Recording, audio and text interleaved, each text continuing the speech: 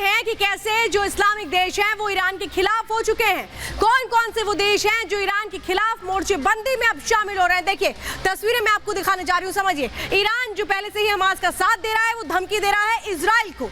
Israel के खिलाफ कौन कौन है और ईरान ने इन सबको अपने साथ कर लिया। इराक, लेबनान, ईरान इन सबको अपने साथ मिलाने की कोशिश कर रहा है। इसके बाद जो अगला नाम आप देख रहे हैं वो सीरिया का है। ईरान, लेबनान, सीरिया, इसकी जो सीमाएं हैं वो मिलती हैं इजराइल से।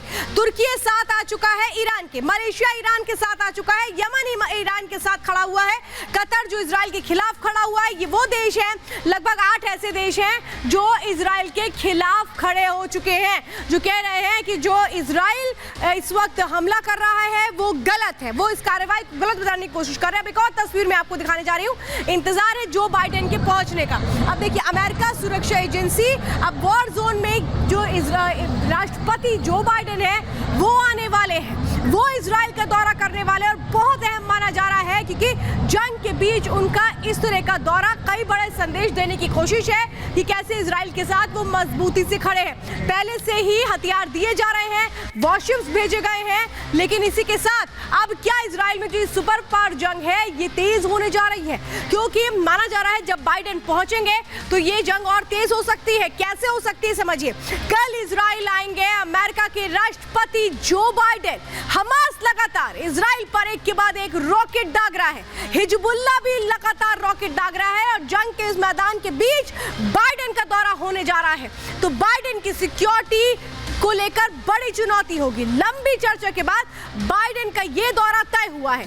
बाइडेन की सिक्योरिटी टीम पहले से ही यहाँ पर मौजूद है, तो बाइडेन का जॉर्डन जाने का भी कार्यक्रम है, यानी कि इजराइल के बाद वो जॉर्डन जाएंगे। जॉर्डन में मिस्र और फिलिस्तीन के नेताओं से मुलाकात की जाएगी, क्योंकि जॉर्डन भी लगातार इजराइल के खिलाफ वहाँ के लोग खड़े हैं, लेकिन जॉर्डन से अब कोई तकलीफ ना हो इजराइल को, इसको लेकर के वहाँ भी बातचीत की जाएगी। तो इस वक्त कितनी बड़ी हलचल है इस जंग को लेकर, उस स्टूडियो की रिपोर्ट देखिए।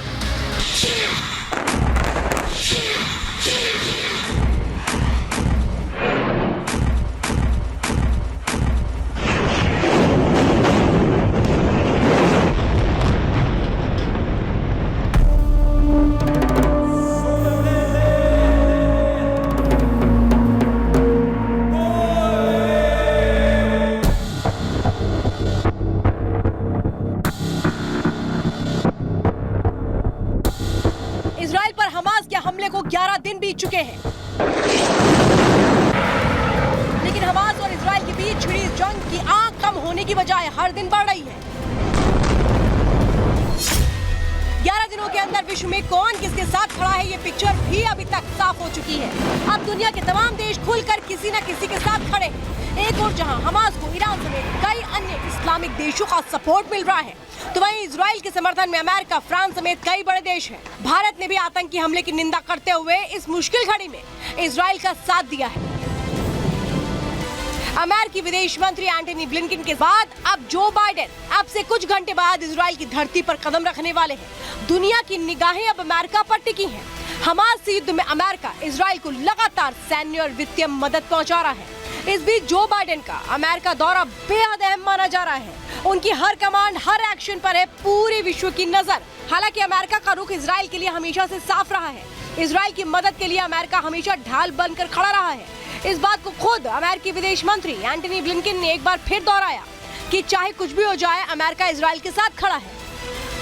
Israel has the right and indeed the duty to defend its people from Hamas and other terrorists.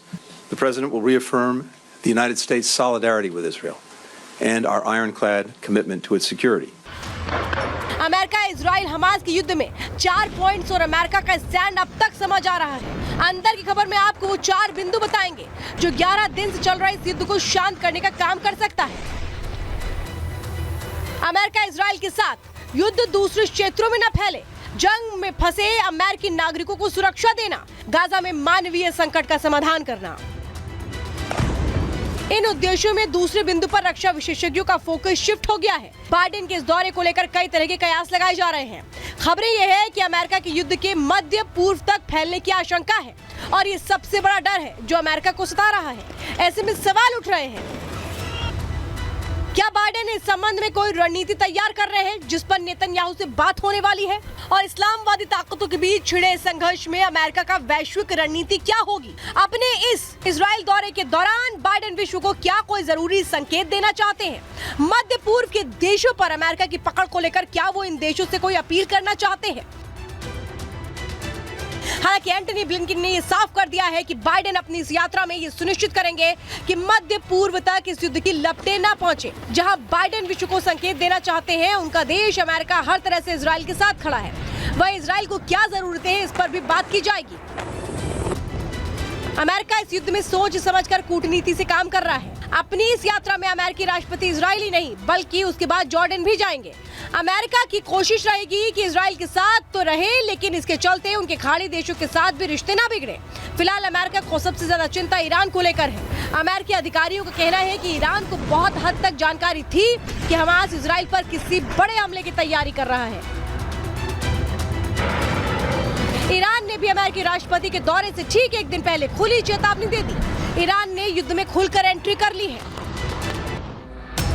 इधर अमेरिका ने खाड़ी देशों में इजराइल को लेकर बढ़ते तनाव के बीच मरीन सैनिकों को भेजने की तैयारी तेज कर दी है। बताया जा रहा है कि करीब 2000 मरीन सैनिक इजराइल भेजे जा रहे हैं। इससे पहले भी अमेरिका ने इजराइल के पास अपने 2 परमाणु एयरक्राफ्ट कैरियर और मिसाइलों से लैस युद्धपोत भेजे थे। साफ है कि अमेरिका नहीं चाहता कि मिडिल ईस्ट युद्ध की आग में जले। अमेरिका चाहता है किसी भी तरह ईरान और उसके करीबी लेबनान के हिजबुल्लाह को इस पूरे युद्ध से दूर रखा जाए। Bureau report, Republic Bharat.